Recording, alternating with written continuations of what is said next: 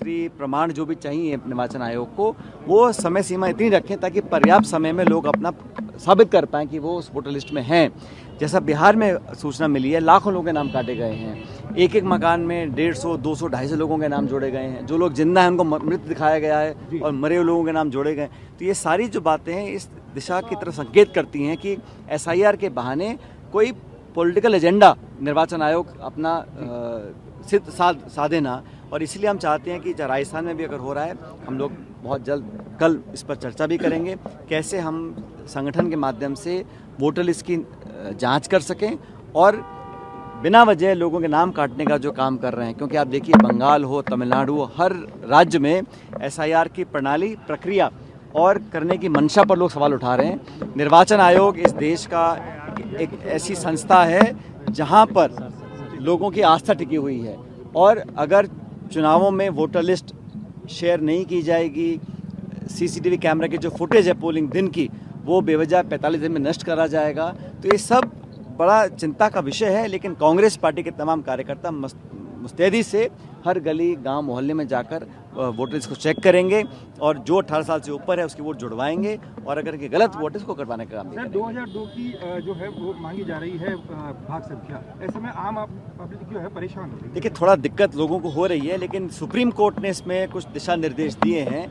कि पोलिंग के दिन 12 या 11 और ऐसे प्रमाण हैं जो वोट देने का अधिकार लोगों को सकते हैं। सुप्रीम कोर्ट के इंटरवीन करने के बाद लोगों को थोड़ी राहत मिली है, लेकिन निर्वाचन आयोग की जो कार्रवाई अब तक आई है वो ना तो निष्पक्ष है और ना ही वो पारदर्शी है। राहुल गांधी जी ने प्रेस कॉन्फ्रेंस कर देश के सामने तमाम आंकड़े दिए। 25 लाख वोटों का हेर फेर हरियाणा में किया गया, ये प्रमाण के साथ राहुल जी ने देश को दिखाया। अभी तक निर्वाचन आयोग ने कोई कमेटी बनाई नहीं, कोई जाँच करी नहीं। इसलिए वोटों की जो चोरी का बात हम लोग करते हैं वो एविडेंस के साथ राहुल जी ने जनता को दिखाए हैं। दुर्भाग्यवश निर्वाचन आयोग ने अभी तक कोई कार्रवाई नहीं करी उसके ऊपर। अंदर चुनाव हो रहे हैं, वो है आज क्या? मैं चाहता हूं कि अच्छे शांतिप्रिय माहौल में ये चुनाव संपन्न हो।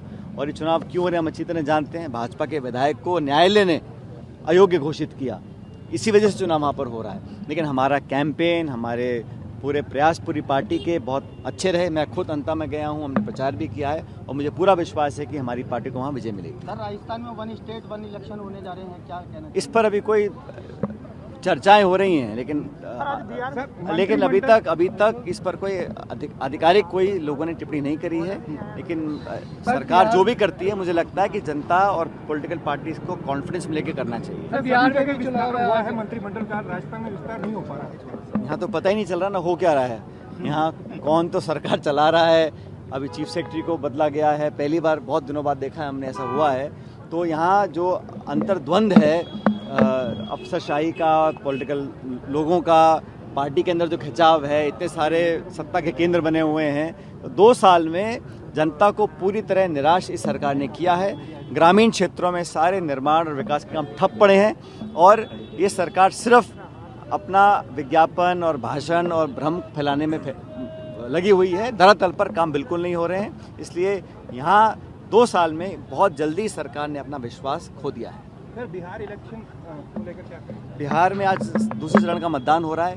पहले चरण की जो रिपोर्ट हमारे पास आई है उसमें गठबंधन को अच्छी बढ़त मिली है और वहाँ पर बिहार के लोग बदलाव चाहते हैं।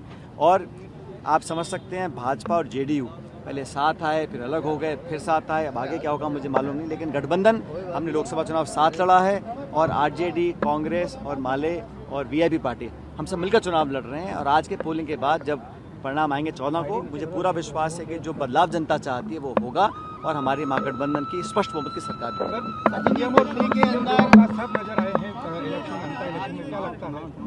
अब मुझे भाई उनकी पार्टी है, वहाँ कौन प्रचार करता है, कैसे प्रचार करता है, कितने मन से करता है, ये आप उनसे पूछिए। हमारी पार्टी ने पूरी ताकत लगाई है, बूथ तक हमने नेताओं को भेजा है और अच्छा माहौल है। तमाम सरकारी मशीनरी के दुरुपयोग के बावजूद भी मुझे लगता है कि कांग्रेस पार्टी जीतेगी वहाँ पे।